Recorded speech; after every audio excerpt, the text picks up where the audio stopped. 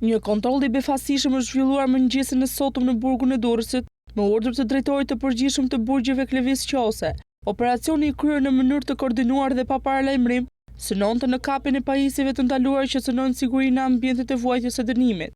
Gjatë këtij aksioni janë sekuestruar 10 aparate celulare, që dëshohet se ishin futur në mënyrë të palishme brenda qelive dhe përdoreshin për komunikime të paautorizuara jashtë institucionit. Sipas burimeve, telefonat janë zbuluar të fshehur në vende të ndryshme, si prapa mureve të modifikuara, tualeteve dhe objekteve personale të burgosurve. Operacioni vjen në një moment ku vëmendja ndaj burgut të Durrësit është e lartë, pasi aty ndodhen të izoluar edhe disa personazhe të njohur publikisht.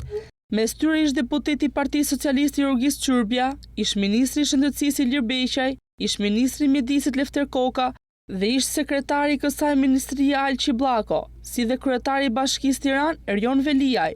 Kryebashkiaku Veliaj u arrestua me 10 shkurt të këtij viti në ndyshimet për korrupsion pasiv dhe pastrim parash.